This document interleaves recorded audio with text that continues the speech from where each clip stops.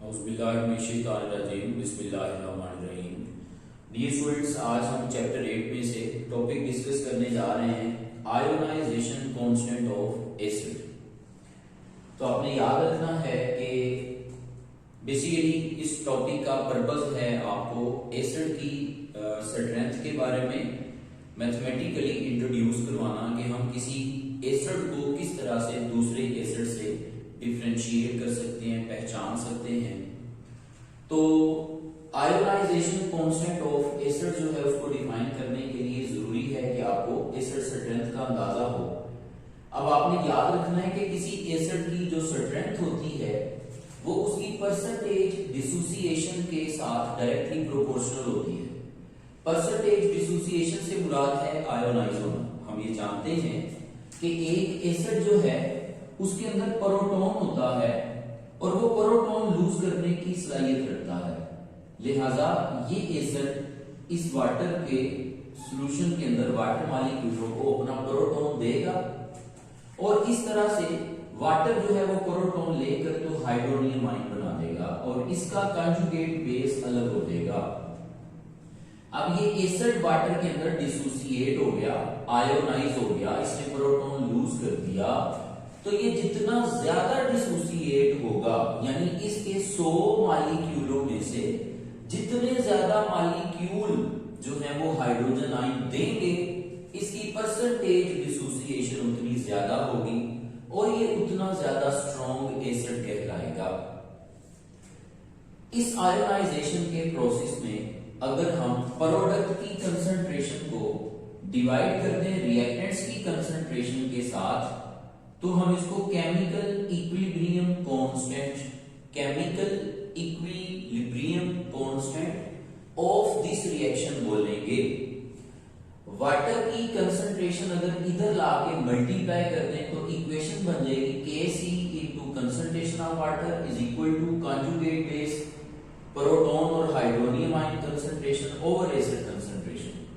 याद रखना है बच्चों कि Kc और वाटर की जो कंसंट्रेशन होती है इसकी product ionization constant of acid के इक्वल होती है, यानी the product of Kc and concentration of water is known as ionization constant of acid, जिसकी हम ये बात कर रहे हैं। ठीक है, सो Ka आयोनाइजेशन कांस्टेंट है या इसे डिसोसिएशन कांस्टेंट भी कहते हैं और ये एक रेशो है किसके दरमियान में, ये आपके पास आ गया आयोनाइज्ड एसिड और ये आपके पास आ गया अनआयोनाइज्ड एसिड, जिसे मैंने ये शो कर दिया है कि ionization constant of acid Ka is a ratio between ionized acid molecules concentration और अनआयोनाइज्ड मॉलिक्यूल्स कंसंट्रेशन। तो इन दोनों की रेशो Ka कहलाएगी। आपने याद रखना है कि नॉर्मली एसिड जो है वो 100% आयोनाइज नहीं होते, यानी 90 मॉलिक्यूल्स अगर आयोनाइज हो गए तो 10 मॉलिक्यूल जो है वो यहाँ पे हमारे पास रह जाएंगे। तो इनके दरमियान ये जो 90/10 की रेशो है बेसिकली कंसंट्रेशन की, इसी को हम आयोनाइजेशन कांस्टेंट Ka का नाम देते हैं, Ka ये वाला। ठीक है, नेक्स्ट हम बात करते हैं कि फिर यहां से एक चीज साबित हो रही है कि हाइड्रोजन आयंस की कंसंट्रेशन और Ka दोनों एक दूसरे के साथ डायरेक्टली प्रोपोर्शनल है। लिहाजा अगर हम कहें कि हाइड्रोजन आयंस की कंसंट्रेशन जो है वो डायरेक्टली प्रोपोर्शनल है किसके, Ka के, तो जो एसिड जितने ज्यादा हाइड्रोजन आयन देगा उसका Ka उतना ज्यादा होगा, जिसका Ka जितना ज्यादा होगा उसकी स्ट्रेंथ उतनी ज्यादा होगी। यानी acids with higher concentration of hydrogen ions in their aqueous solutions or higher values of ionization constant Ka are considered as strong acids.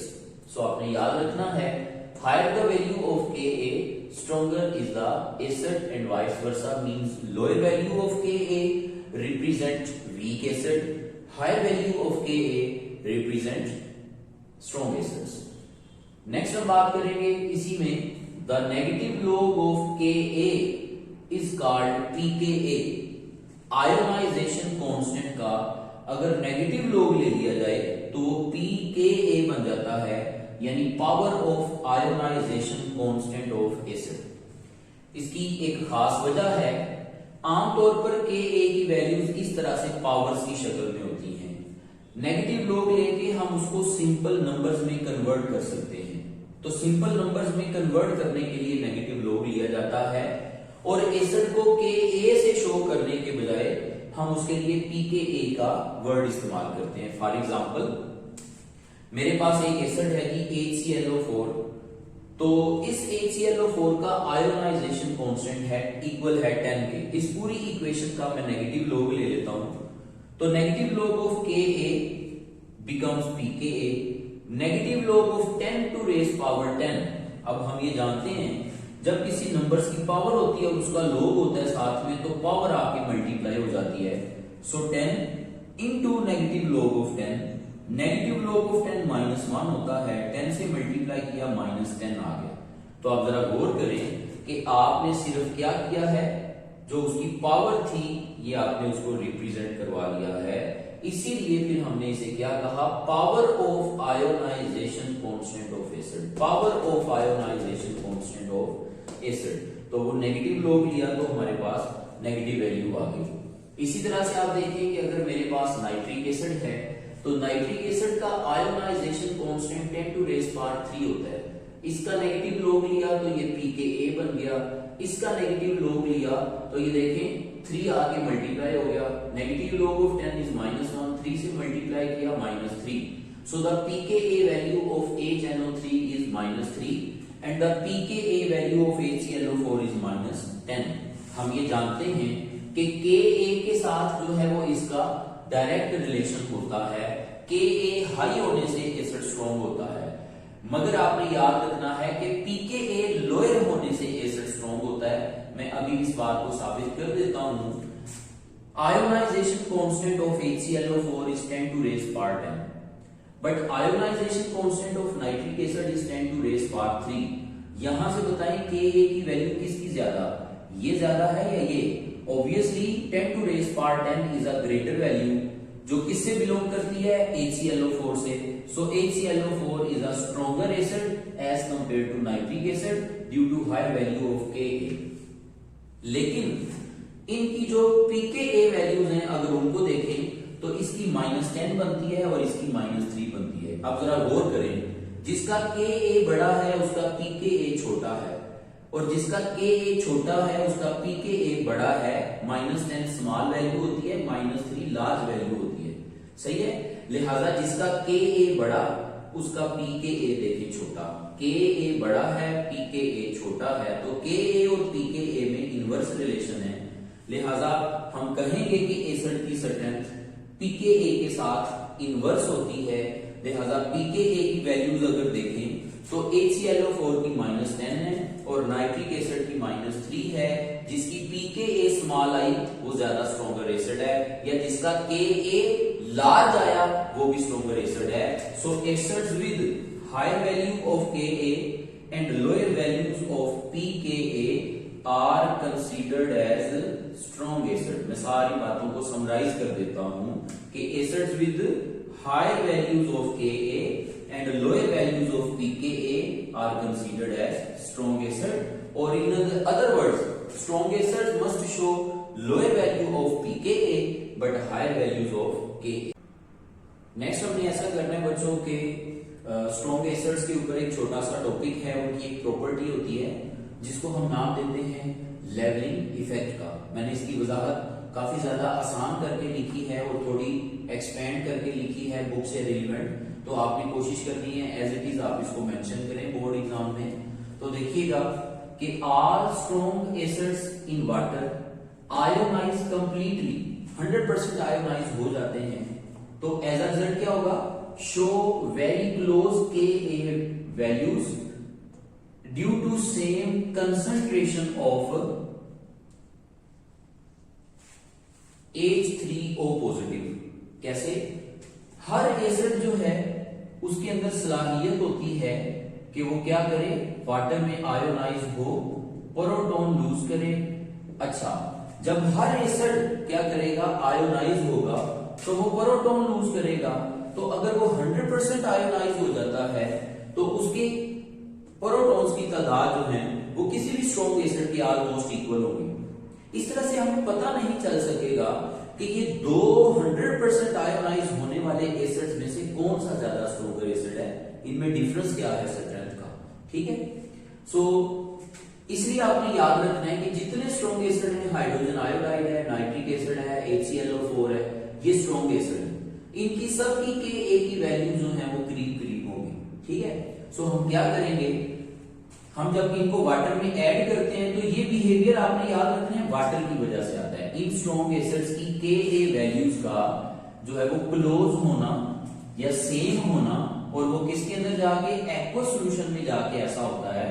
सो लिहाजा आपने याद रखना है कि वो सॉल्वेंट जो स्ट्रॉन्ग एसिड की स्ट्रेंथ को डिफरेंशिएट ना कर सके उसे लेवलिंग सॉल्वेंट कहते हैं और इस प्रोसेस को लेवलिंग इफेक्ट का नाम देते हैं, यानी स्ट्रेंथ का लेवल हो जाना एक दूसरे के साथ। सो water is known as levelling solvent in which strong acids show same strength of level या स्ट्रेंथ लेवल सेम शो करते हैं। उसके बाद हम बात करते हैं इसके ऑपोजिट डिफरेंशिएटिंग सॉल्वेंट। ऐसा सॉल्वेंट जिसमें स्ट्रॉन्ग एसिड्स को हम डालते हैं मगर हर एसिड की pKa वैल्यू डिफरेंट आती है या Ka वैल्यू डिफरेंट आती है, तो ऐसे सॉल्वेंट को हम डिफरेंशिएटिंग सॉल्वेंट कहते हैं। हमने करना ये है कि वीक एसिड और वीक बेस दोनों बिहेवियर शो करने वाली सब्सटेंस लेनी है, स्पेशली वीक बेसिस आपने लेनी है, तो उनके अंदर आपने स्ट्रॉन्ग एसिड डालना है। तो वीक बेस में जब आप स्ट्रॉन्ग एसिड आप ऐड करेंगे तो एज अ रिजल्ट जो है वो क्या होगा कि हर स्ट्रॉन्ग एसिड जो है वो बेस की स्ट्रेंथ के मुताबिक डिसोसिएट होगा, according to the solvent dissociate होगा और हर एक खास हद तक आयोनाइज होगा और एक स्पेसिफिक वैल्यू शो करेगा Ka की। तो इसका फायदा हमें क्या होगा कि जब हर एक की Ka वैल्यू डिफरेंट आएगी तो हम स्ट्रॉन्ग एसिड्स में फर्क कर सकते हैं। ठीक है, फॉर एग्जांपल कि अगर मैं डिफरेंशिएटिंग सॉल्वेंट के तौर पर किसको ले लूं, एनहाइड्रस एसिटिक एसिड। अगर आप क्या करेंगे, एसिटिक एसिड के 2 मॉलिक्यूल्स में से वाटर रिमूव कर दें तो ये जो है एसिड एनहाइड्राइड बनता है, जिसे एसिटिक एनहाइड्राइड भी हम कहते हैं या एनहाइड्रस एसिटिक एसिड भी कहते हैं। तो ये एनहाइड्रस एसिटिक एसिड जो है जब हम इसमें मुख्तलिफ स्ट्रॉन्ग एसिड्स ऐड करेंगे तो हर एक की स्ट्रेंथ डिफरेंट आएगी, क्योंकि हर एक इस सॉल्यूशन में जाके डिफरेंट pKa वैल्यू शो करेगा। मसलन HClO4 जो है वो -10 शो करेगा। हम जानते हैं कि pKa लो होने की वजह से एसिड की स्ट्रेंथ ज्यादा होती है, लिहाजा इनमें सबसे ज्यादा स्ट्रॉन्ग एसिड फिर ये वाला होगा गिवन एसिड्स में से। और HBr की वैल्यू pKa -9 है, HCl की -7 है, H2SO4 की -3 है, जबकि HClO3 की -1 होती है। सो गिवन एसिड्स में जो सबसे ज्यादा फिर वीक एसिड हमारे पास आएगा वो कौन सा आएगा, इन एसिड्स में से HClO3 सबसे वीक होगा और HClO4 सबसे स्ट्रॉन्गर होगा due to their pKa value जो डिफरेंशिएट कर रही हैं एनहाइड्रस एसिटिक एसिड में। So anhydrous acetic acid differentiating solvent है और वाटर लेवलिंग सॉल्वेंट है, और वाटर में सारे स्ट्रॉन्ग एसिड की सेम स्ट्रेंथ लेवलिंग इफेक्ट कहलाती है।